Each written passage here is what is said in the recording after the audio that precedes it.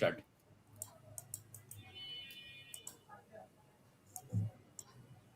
Hello সবাইকে, শুভ সন্ধ্যা। আমি Rumi Ahmed, brain Bangladesh research analysis information নেটওয়ার্কের পক্ষ থেকে সবাইকে আজকে একটা ইমার্জেন্সি ব্রডকাস্টে সবাইকে আমাদের এই প্রোগ্রাম দেখার জন্য অনুরোধ করছি এবং সবাইকে স্বাগত জানাচ্ছি।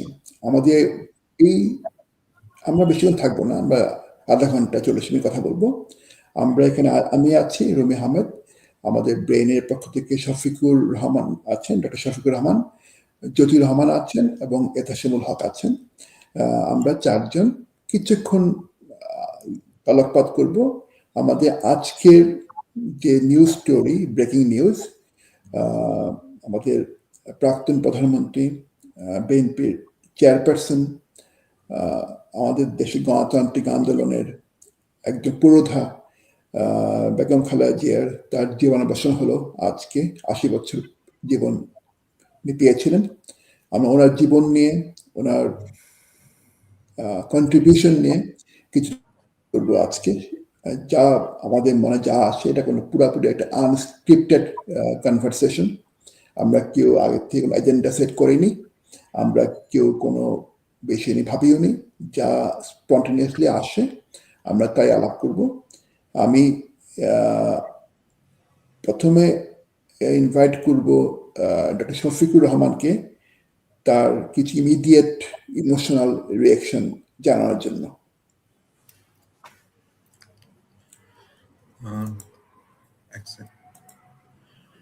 ধন্যবাদ রুমি ভাই।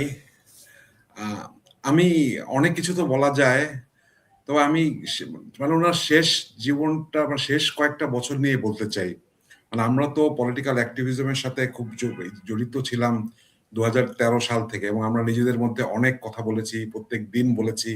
আমরা তো এই রাজনীতির উত্থান পতনটা দেখেছি। তা আমার খেয়াল আছে যে আমরা অনেক সময় তো, যেহেতু বাংলাদেশে গণতন্ত্র আসছে না, হাসিনার রেজিম জেকে বসছে, এজন্য মানে বেগম জিয়াকে নিয়ে কত দোষারোপ করেছি, তার লিডারশিপ ইন এডুকেসি বলেছি এটা নিয়ে।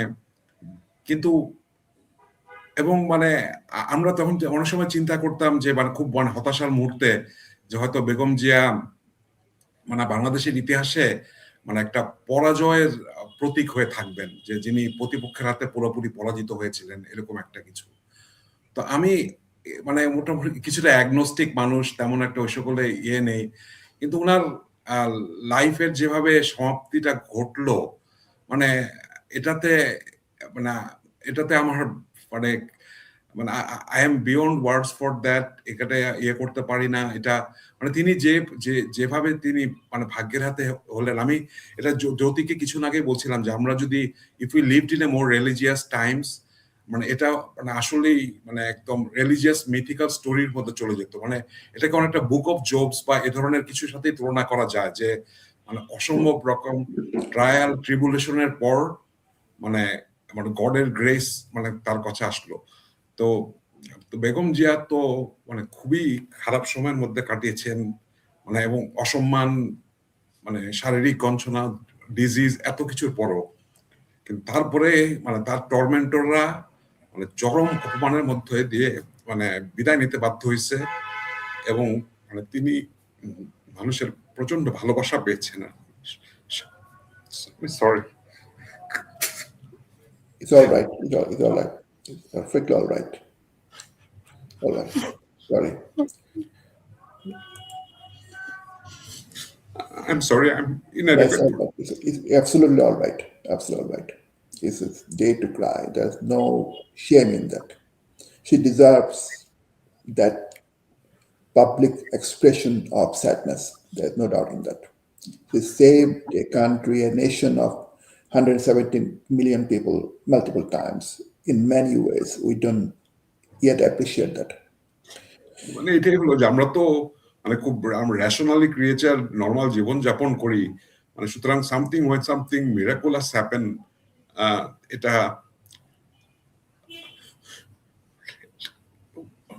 we can't contain this. মানে এই এন্ডিংটা আমার কাছে এরকম মানে একটা মিরাকুলাস স্টোরির মতো মনে হয়। whether I believe it or not. So anything like that. Please, তোমরা কেউ ক্যারি করো।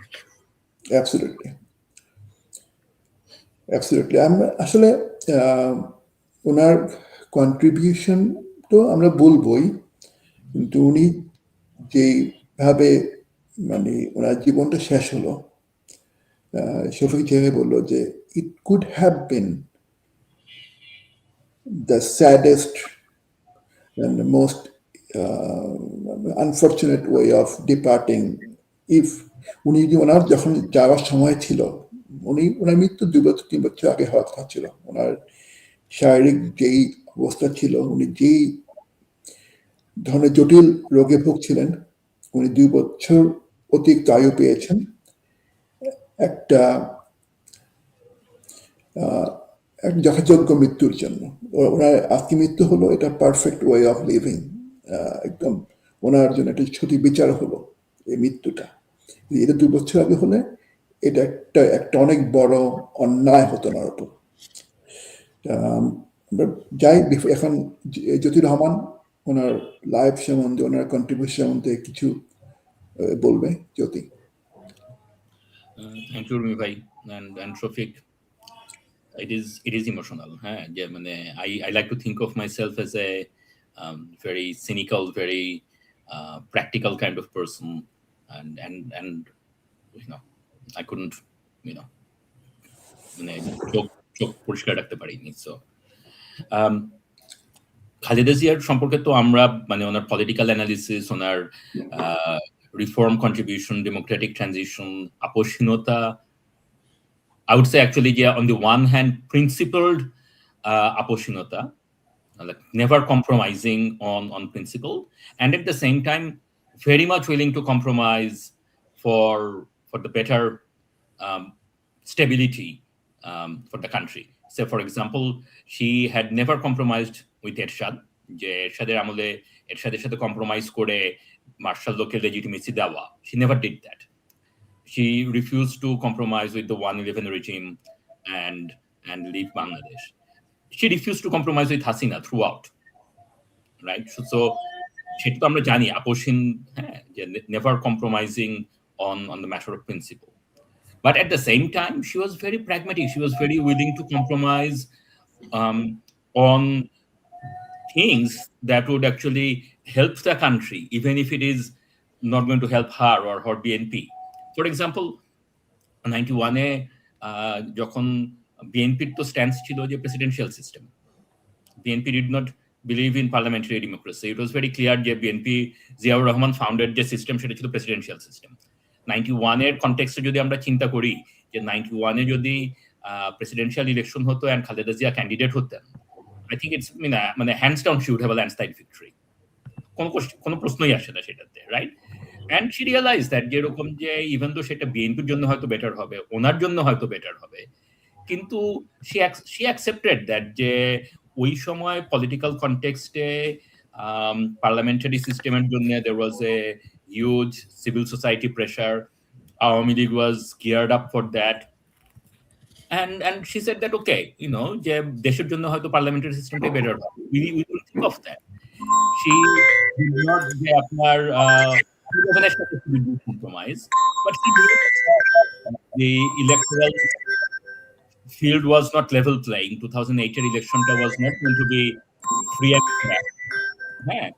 কিন্তু he accepted that যে নির্বাচন করে 111 রেজিম থেকে ডেমোক্রেটিক জন্য she accepted that. She made that sacrifice. I would say the other thing যেটা যে tremendous amount of dignity, যেটা আর কি আপনার হাসিনা রেজিম ফল করার পরে, I don't know where I read it, but I distinctly remember যে উনি তখন যেসব কথাগুলি বলেছিল, যেরকম যে আপনারা শান্তি শৃঙ্খলা বজায় রাখুন, নতুন যারাই সরকার হবে তাদেরকে সহযোগিতা করুন। There was not any message of vengeance. There was never about that. She had religious parties in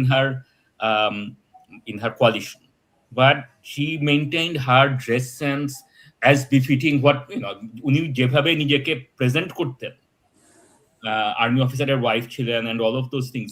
She never compromised on any of those things. She carried herself the way she saw herself. I think that is a tremendous personal dignity. এটা আমরা কখনো চিন্তা করি না ওইভাবে, কিন্তু in a conservative society she never compromised on that যেরকম যে মানে যে আমাকে হিজাব পড়তে হবে, আমাকে মাথায় কাপড় দিতে হবে, এইভাবে করতে হবে, অথবা ওপেন ডিসপ্লে অফ ভালগার রিলিজিওসিটি যে আপনার I'm sure in her personal life she was a very pious person or not, I don't know, but that's the point. এটা নিয়ে তো উনি কোনো সময় পলিটিক্স করেন নাই. BNP politics has always been what it is, যে respectful of Bangladeshi social values, right? So তাকে ধর্মনিরপেক্ষ বলতে হয় নাই, আবার তাকে পলিটিক্সও করতে হয় নাই. I wish আমাদের অন্য সব রাজনীতিবিদদের সেই courage and dignity to their personal values. I would like to see that from all of our politicians. Thank you, Jyoti. It's a very deep and very meaningful that way. তাকে বলা হতো আপোষহীন, কিন্তু সবচেয়ে বড় ন্যাশনাল আইডেন্টিটির ক্ষেত্রে উনি আপোষ করেছেন। উনি ওনাদের বিএনপির জিয়াউর রহমানের যে পলিটিক্যাল আইডিওলজি, প্রেসিডেন্সিয়াল ফ্রম, মানে অনলি একটা দেশের স্ট্যাবিলিটির জন্য, একটা কনসেনসাস বিল জন্য উনি আপোষ করে দেশকে পার্লামেন্টারি ফর্মে নিয়ে এসছেন, যা বিএনপির পলিটিক্সে কখনোই ছিল না। এবং আপোষ উনি বারবার করেছেন। আজকে উনি কারণে এসছেন বিকজ উনি শেখ হাসিনা হননি। 1996 সালে যখন আন্দোলন হলো, 3 মাস না, মানে একটা মানুষের লাশ পড়েনি, একটা ব্লাস্টেড হয়নি। আন্দোলন হচ্ছে ওনার বিরুদ্ধে। উনি ফার্স্ট সেশনে পার্লামেন্ট কল অফ করে দিয়ে উনি রিজাইন করলেন। হি ইয়েল্ডেড টু ডিমান্ড, মানে পাবলিক চাচ্ছিল, উনি ওনার ক্ষমতা ছেড়ে দিলেন, উনি ডিমান্ড মেনে নিলেন। জোর আপোষের মতো করে জোর করে ক্ষমতা আঁকড়ে থাকতে চাননি।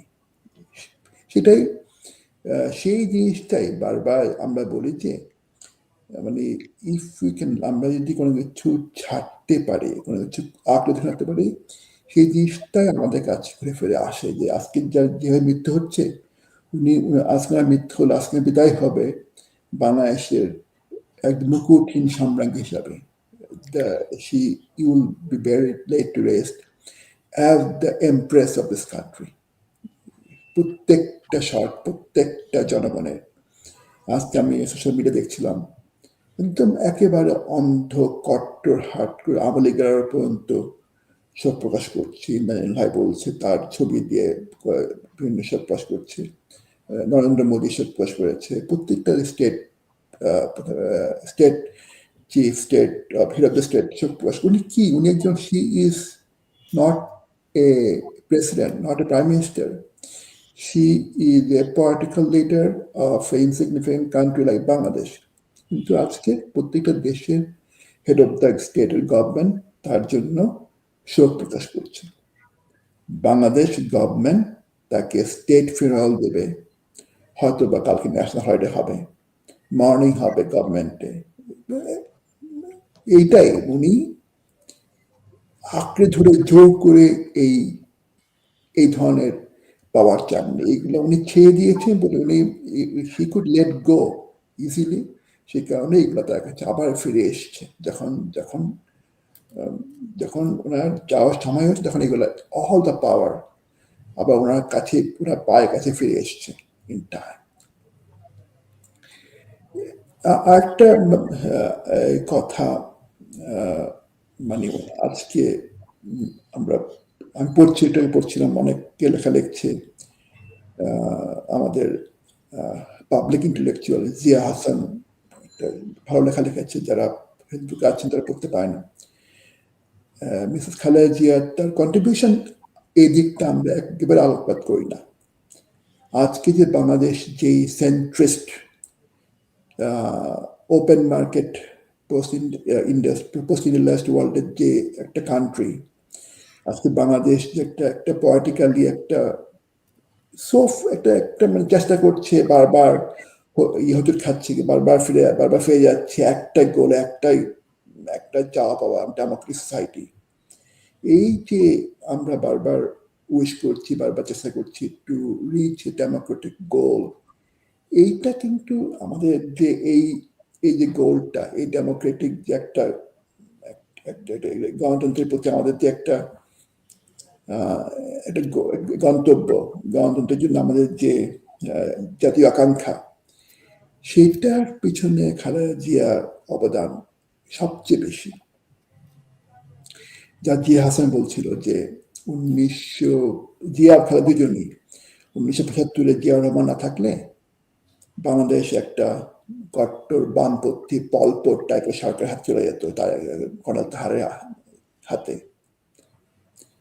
1980 দশকে খালেদা জিয়া একটা সেন্টার রাইট সেন্ট্রিস্ট অপোজিশন না থাকলে আর্মি এবং লেফটিস্ট আওয়ামী লীগ বা বামপন্থীরা মিলে এই দেশকে একটা বাম সেনাবাহিনীর মধ্যে একটা ক্ষমতার লেনদেন চলতো। 1991 সালে যদি খালেদা জিয়া না থাকতো, তখন আবার সেই এই বামপন্থীরা আওয়ামী লীগকে ইউজ করে ক্ষমতায় আসতো। এই দেশটা আবার সে একটা কিউবা টাইপের এই সরকার দিয়ে চলে যেত। জিয়াউর রহমান, খালেদা জিয়া বারবার দেশ থেকে একটা গণতন্ত্র, একটা ওপেন মার্কেট ক্যাপিটালিস্টিক দিকে নিয়ে আসার চেষ্টা করেছেন, এবং আমাদের যে aspiration towards Democratic open society, এটার পিছনে এই দুজন মানুষেরই কৃতিত্ব সবচেয়ে বেশি।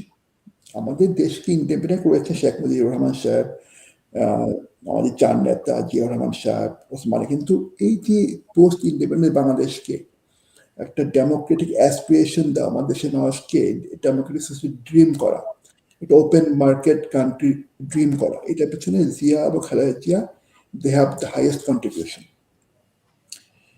ঠিক আছে, এখন আমাদের কথা শুনবো আমাদের এতেশামুল হক থেকে, আমাদের ব্রেনের founding member, brain lead Etesamul Haq. Etesamul Haq, he is a Georgetown trained lawyer, one of the best political analysts I ever known. Etesham. Thank you, Rumi bhai, too kind. আমরা যখন 91-এর ইলেকশন হলো, একটা স্লোগান শুনতাম, তারপর মনে হয় স্লোগানটা আস্তে আস্তে it either fell out of use or wasn't used as much. BNP বা ছাত্র দলের মিছিল থেকে এই স্লোগানটা শোনা যেত, নেত্রী মোদের খালেদা, গর্ব মোদের আলাদা. And it always stuck with me that even in the crowded field of Bangladeshi politics, there was a special pride to be someone who did politics with Khaida Jia and who subscribed to that vision of a strong, modern Bangladesh. And that was a very powerful vision, যেটার জন্য people all over Bangladesh in the rural areas would stay up until midnight in the cold winter just to see her come to the election rallies. And she would go up and down Bangladesh and sort of renew that connection, almost like a spiritual connection that she had with the people of Bangladesh. And the people of Bangladesh voted for her every chance they got. They never said no to her. If Bangladesh had stayed in the path of democracy, she would have been back in the office of the Prime Minister in 2014. So we lost more than a decade, and now we've lost her forever. Shakespeare had this quote in Julius Caesar that the evil that people do live on after them, but the good things are often buried with them. But I'm happy to say I think with Khadeja it'll be the opposite. I think her memory, the seeds she planted in the grounds of Bangladesh will keep bearing fruits for many more years to come. and keep this centrist, modern, economically strong, prosperous country where men and women have equal rights, where education of women is a very important goal for society, where women will not be shoved aside or made second citizens. I think that vision will remain viable as long as we can hold on to her memory. Thank you. হ্যাঁ শফিক, হ্যাঁ, এহতেশাম যেটা বললো আর কি, যেটা good things মানে মানে খালেদা জিয়া যেটা আমাদের কাছে রেখে গেছেন এটাও বেঁচে থাকবে, এটা এটা আশা একটা। কারণ আমরা তো ওয়ার হিউম্যান বিংস, আমরা তো মানে বেশিরভাগই তো ওনাদের মতো না। আমরা আমরা জানি আমাদের ইনএডুকেসি, আমাদের তো বেগম জিয়ার একটা জিনিস যেটা আমাদের রাজনীতি যারা আছে অনেকে হয়তো করে না, মানে তিনি যেমন মানে তার রাজনীতির ছিল, কিন্তু তিনি কখনো মানে আওয়ামী লীগ, শেখ হাসিনা, মানে শেখ মুজিব এদের প্রতি কখনো হেট্রেট মানে দেখাননি। মানে তার প্রতিপক্ষ তো এতে থাকেই, এটা উনি দেখাননি। আমাদের বাংলাদেশিদের রাজনীতির মধ্যে একটা বড় যেটা দিক যে প্রতিপক্ষকে নির্মূল করে দেওয়ার চিন্তা, মানে মনে করো যে ওদেরকে একবারে নির্মূল করে হারিয়ে দিতে পারলেই আমার মত, আমার এটা চিরকালের জন্য আসীন হবে, এটা সবার মধ্যে থাকে। এটা হয়তো মানে এটা এটা এটা আমাদের মধ্যে আছে, এবং এটা খুবই একটা খারাপ, এটা এটা খুব একটা এক্সাইটিং জিনিস। মানুষটা আমরা খুব ট্রাইবাল অ্যানিমাল, এবং মানে যুদ্ধে জয় করা, টোটাল ভিক্টরি, এই ধরনের জিনিসের প্রতি আর্ট যেটা আমাদের ইভলিউশনারি ইনগ্রেইনড একটা জিনিস। এবং কিন্তু এটাকে অতিক্রম করতে পারছে যারা, তারা মানে কত, আমি এই জামাতের যে যারা অনেক লিডার, আমি শিওর যে জামাতের অনেক যারা পুরোনো লিডার তারা সবাই খুব ইমোশনাল। কারণ তারা অনেকেই মানে রাজনৈতিক কারণে হোক বা যাই হোক, তারা মনে করছে যে বেগম জিয়া তাদের মানে খুব একটা বিশ্বস্ত অ্যালাই ছিলেন। আমি জামাতের রাজনীতির পুরোপুরি বিপক্ষে, কিন্তু তবুও আমি এই সম্মানটাকে দেখাই যে তারা এটা চিন্তা করতো যে মানে মানে মানে তাদের অ্যালাই ছিল, এবং মানে উনি আওয়ামী লীগের প্রতি হেট্রেড দেখাননি। মানে আওয়ামী লীগকে মানে 40 বছরের জন্য দেশের রাজনীতি থেকে নাই করে দিতে হবে এই ধরনের কখনো চিন্তা করেন নাই। কিন্তু অনেকেই করে সেটা, আওয়ামী লীগ তো অবশ্যই করছে এই ধরনের চিন্তা আমরা দেখছি। জামাত বা এরা তারা কি মনে করে এটা জানি না, কিন্তু আমরা যদি এই এই দেশটাকে আগাইতে চাই, আমি আশা করি যে ওনার অনেক গুড লেগেসি আছে, গণতন্ত্র বা অন্য অনেক কিছু, কিন্তু লার্জার স্কেলে আমাদের এই ট্রাইবাল ইনস্টিংক্ট যেটা মানে টোটাল ভিক্টরি অর্জন করার ইচ্ছা, এটা যে বেগম জিয়ার ছিল না। উনি সবাইকে নিয়ে মানে সহাবস্থানের রাজনীতি, সবার প্রতি একটা সম্মান দেন। আমি আশা করতেছি যে এই জিনিসটা আমরা একটু ক্যারি আউট করার চেষ্টা করব আমাদের ইনএডুকেসির মধ্যেও এটা। Thank you Shafiq. Mrs Khaleda Zia উনি একটা ইন্টারভিউ পড়ছিলাম 1993 সালে, ওইটা নিউ ইয়র্ক টাইমস ইন্টারভিউ দিচ্ছিলেন। আজকেই পড়লাম ইন্টারভিউটা, আজকে নিউ ইয়র্ক টাইমসে ওদের যে একটা রিপোর্ট করেছে ওনার মৃত্যু নিয়ে। নিউ ইয়র্ক টাইমসে ওনার মানে এটা ফ্রন্ট পেজে নিউজ এসছে। এটাই বলি যে উনি কিছু না, উনি একটা অপোজিশন লিডার, একটা ইনসিগনিফিকেন্ট কান্ট্রি, কিন্তু সারা ওয়ার্ল্ড তাকে মরণ করছে। নিউ ইয়র্ক টাইমস ওই নিউজটা নিচে লিঙ্কে দেখলাম, নিউ ইয়র্ক টাইমস একটা ইন্টারভিউ লিঙ্ক দিয়েছে, ওরা 1993 ইন্টারভিউ করেছিল খালেদা জিয়াকে। তখন তাকে এই প্রথম তাকে ইন্টারভিউয়ের প্রথম প্রশ্ন করলো, তোমার যারা অন্টোরাজ সবাই বলছি you are the first Muslim female leader to give the speech at UN General Assembly. যখন সেই যে লেখছে সে বললো খালেদা জিয়া সে এই অ্যাকোয়ার্ডটাকে সে কোনো ক্যারি করলো না, সে হ্যাঁ বলে সে that was only one word, হ্যাঁ that was, she didn't brag on it, সেটা নিয়ে কোনো ফার্দার ডিসকাশন করলো না। সে বলল যে একটা মহিলা মুসলিম লিডার আমাদের হওয়া এটা nothing unexpected, nothing unusual.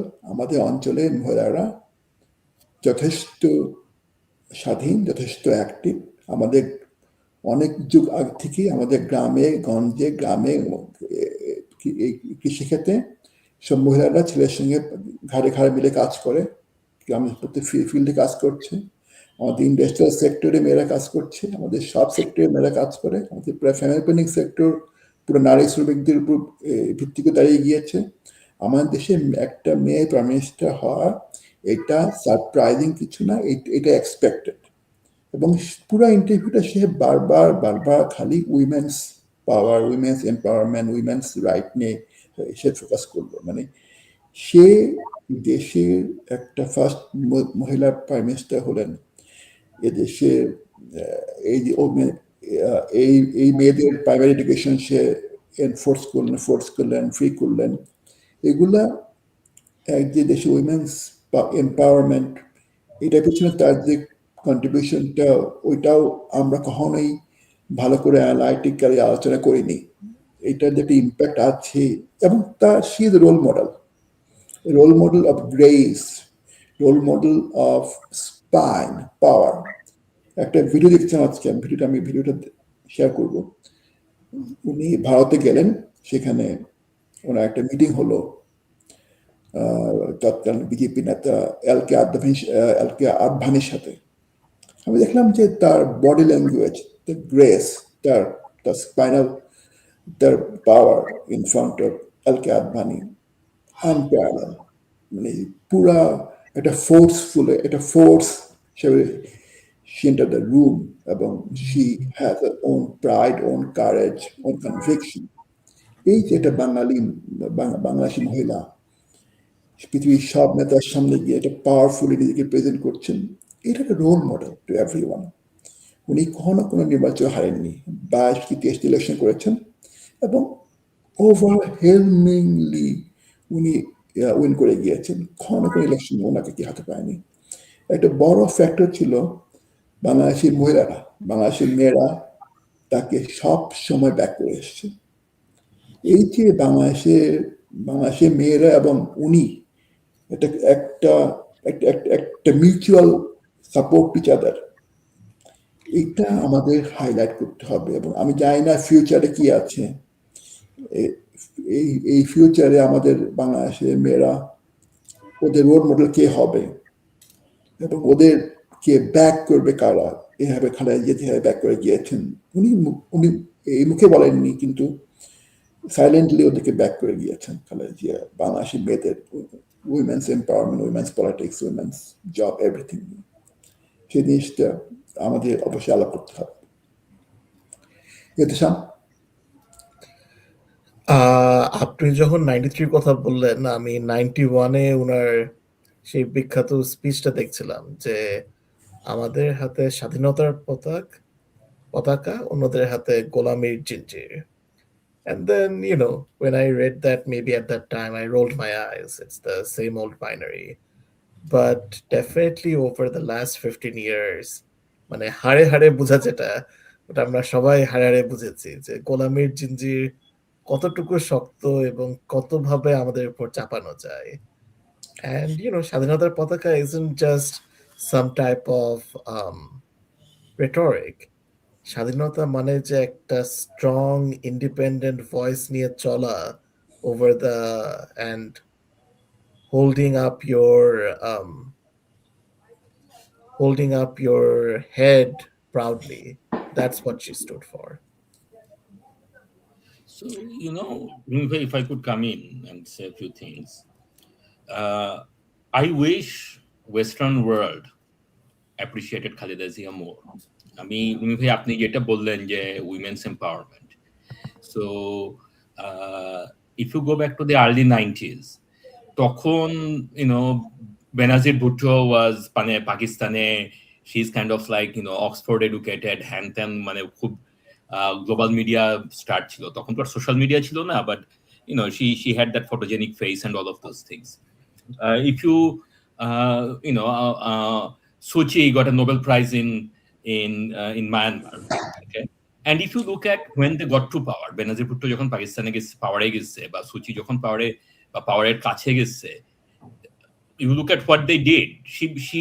She presided over, Suu Kyi presided over a genocide. Okay, so you compare that against Khaleda Zia. I wish that the Western media actually, the Western world appreciated that here is a Muslim majority country that is modernizing, that is democratizing, and this should be backed. 9/11 এর পরে Khaleda Zia was in power, and she tackled Islamic militancy head on. হ্যাঁ, আমরা বলতে পারি যে এরকম যে তখন তো জেএমবি আসছিল, বাংলা ভাই ছিল, এটা ছিল, সেটা ছিল।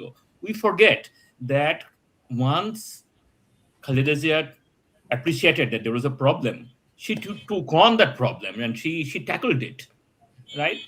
And she tackled it without Hasina style Gumkhun. She tackled it without rigging 3 elections. Okay, so the Western powers should have actually backed the Khaleda Zia government and or appreciated that okay, here is a democratically elected prime minister and a government that is facing difficulties. Islamic militancy তো আর আকাশ থেকে হয় না, দেশের ভিতরে অনেক problem থেকেই তো হয় এগুলি। But she is trying to do something about ইট।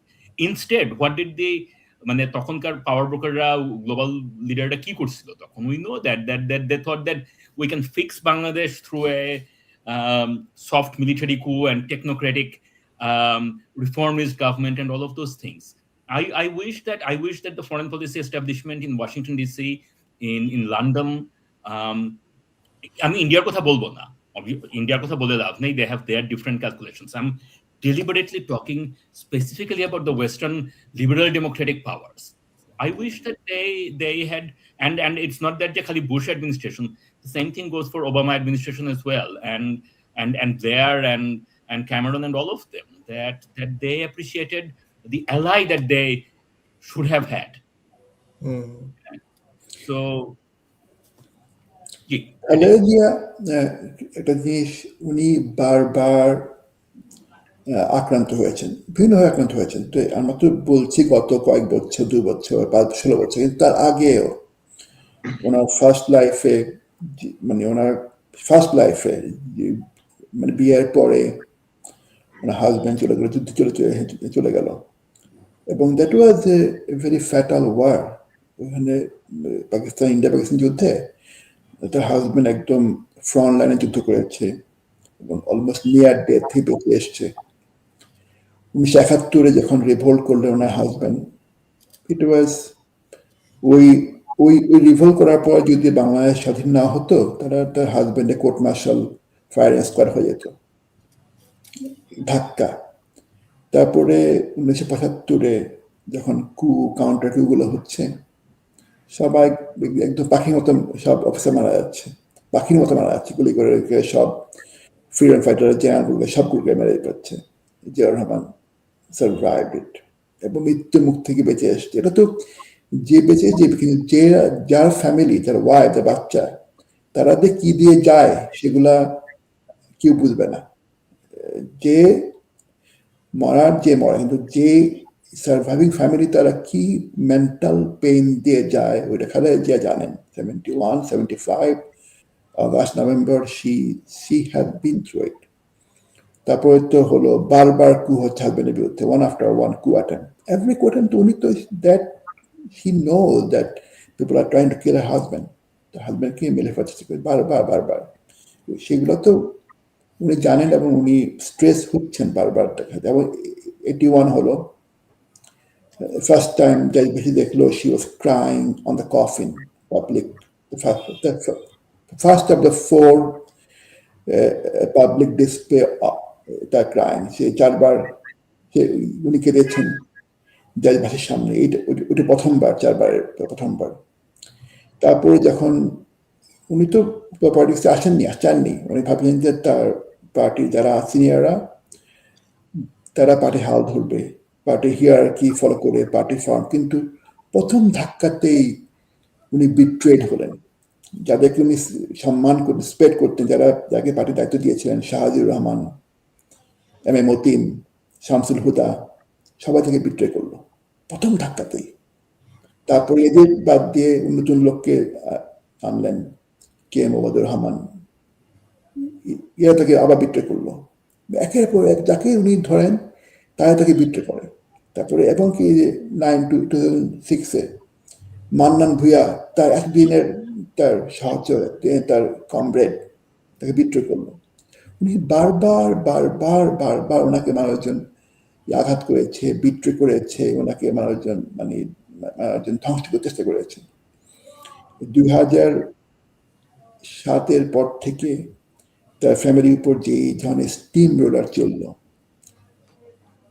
যারা তার এতদিনকার সুবিধাভোগী ছিলেন, একটা বড় অংশ যারা সাধারণ পার্টির কোর ওয়ার্কার ছাড়া যারা বড় অংশে তারা সবাই মুখ ঘুরে নিল। খুব কম লোকই তার পক্ষে কথা বলেছে ওই সময়গুলোতে। শুধু পার্টির খোর যারা একদম গ্রাউন্ড লেভেল তারাই তার পক্ষে দাঁড়িয়েছিল। সাধারণ সিনিয়ররা, ম্যাক্সিমাম সিনিয়র নিজেদের সেফটির কারণে চুপ করেছিল, মুখ ঘুরে রেখেছে। উনি বারবার বারবার বারবার উনি স্ট্যাবড হয়েছেন, বিট্রেড হয়েছে, আঘাতপ্রাপ্ত হয়েছেন।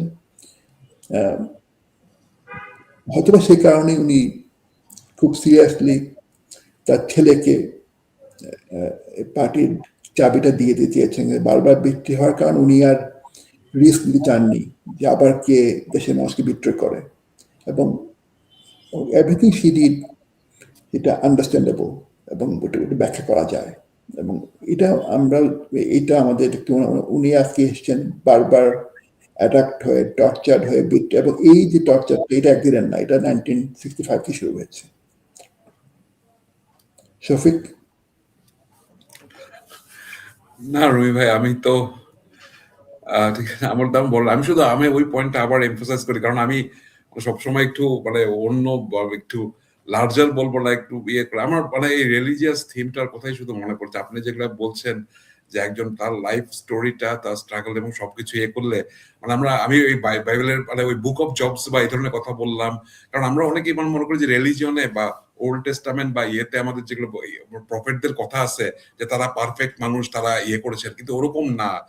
ওল্ড টেস্টামেন্টের স্টোরি গুলা কিন্তু প্রফেটটা অনেকেই, তারা মোটামুটি অনেকেই ট্রাইবাল লিডার ছিলেন বা কিং ছিলেন, কিং ডেভিড, কিং সলোমন, এটা কিন্তু তাদের প্রত্যেকে দেখা যায় তাদের ইনএডুকেসি, তাদের ইয়ে করে তারা কিভাবে স্ট্রাগল করেছেন বা কিভাবে তারা ওভারকাম করেছেন, এবং অনেক সময় তাদের ফেইথ সবকিছু টেস্টেড হয়েছে। আমার এই তুলনাটা খুব ইয়ে লাগে। উনি যদি 2-3 হাজার বছর আগে জন্মাতেন, তাহলে শিওরলি বুক অফ খালেদা এরকম। আমরা কি আর কিছু বলবো না? আমরা আজকে শেষ করে দিব। এখন আর কিছু বলার আছে? না, তাহলে আমরা আজকে আমাদের অনুষ্ঠান এখানে শেষ করি। আমরা আবার আসবো আরো ইন ডেপথ, আরো সিরিয়াস আলোচনা করার জন্য। যারা ছিলেন আমার সাথে, শুনছিলেন, সবাইকে ধন্যবাদ। আমরা আমাদের পরবর্তী প্রোগ্রাম আমরা আবার আপনি জানাবো আমাদের ব্রেইনের ফেসবুক এবং ওয়েবসাইটের মাধ্যমে। সবাইকে ধন্যবাদ। শুভ সন্ধ্যা।